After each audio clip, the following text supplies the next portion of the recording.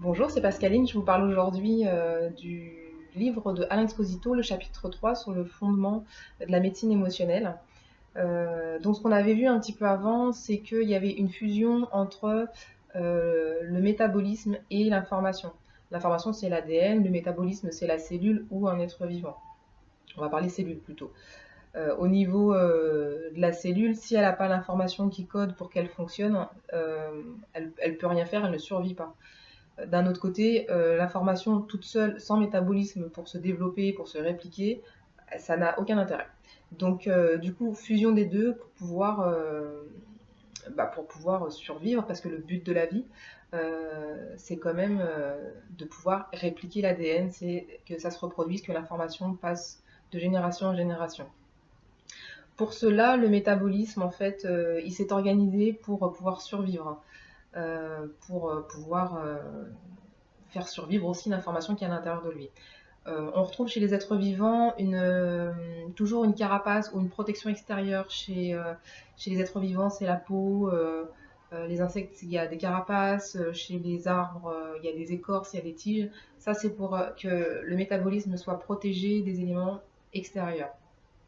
Ensuite, pour que le milieu intérieur soit stable, qui est la bonne température ou qui est un pH qui soit stable à l'intérieur du milieu, il a fallu créer aussi un système d'épuration.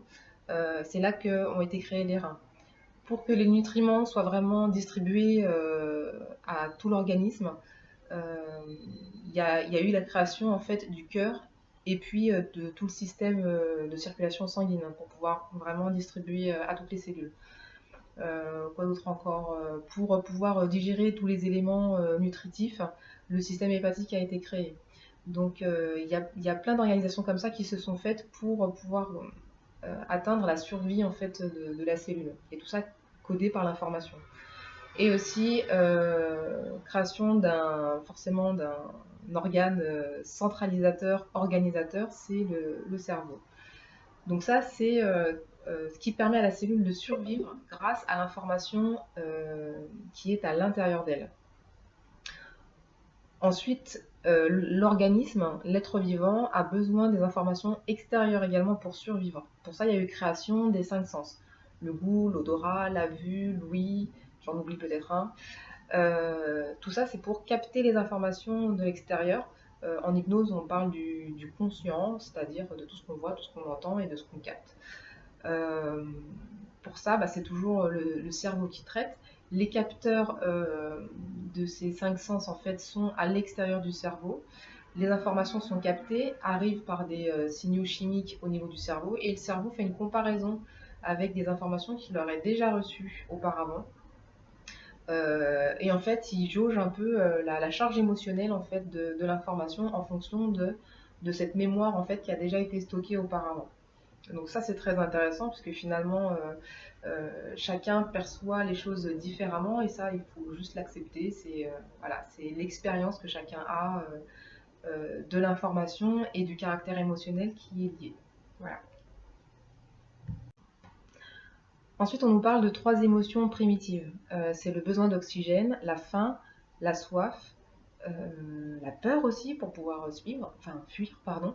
Et puis la sexualité reproductive. Ça, c'est les cinq émotions qui sont primitives, qui permettent la survie de l'espèce. Et en tout cas, chez les humains, ça s'est développé très rapidement parce que c'est la base, tout simplement, pour la survie. Donc à ces cinq émotions primitives, on peut en ajouter 8 qui sont cognitives, conscientes. Si vous vous rappelez du film Vice Versa, qui était très sympa, et donc il y en a il y en a 8 de base. Les quatre premières, c'est joie, colère, tristesse, dégoût. Et à cela s'ajoute l'anticipation, l'acceptation, la crainte et la surprise. Et avec ces 8 émotions cognitives de base, en fait, on peut en créer des secondaires. Donc je vous laisse imaginer le nombre de correspondances possibles. Et ensuite, on peut également, avec les cinq émotions primitives, peur, faim, soif, sexualité, reproductive, plus les 8 de base, cognitives de base, il peut y avoir encore plus d'émotions provoquées. Je vous donne un exemple, la joie plus la surprise, ça peut vous donner l'amour, et si on rajoute un soupçon de sexualité, ça vous donne la passion.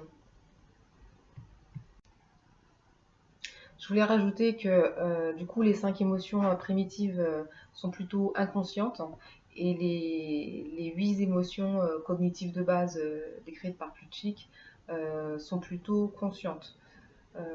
Et après ça fait un gros mélange quand on mélange les deux types d'émotions.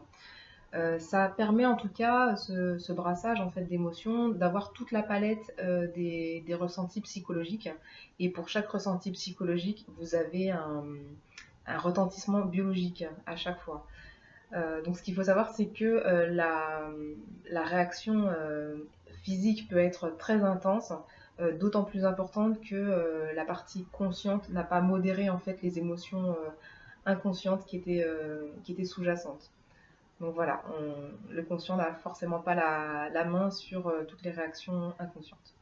Voilà, je vous laisse, 6 minutes 02, je vous fais plein de bisous et je vous fais la suite parce que bien sûr le chapitre 3 n'est pas terminé. À bientôt, au revoir.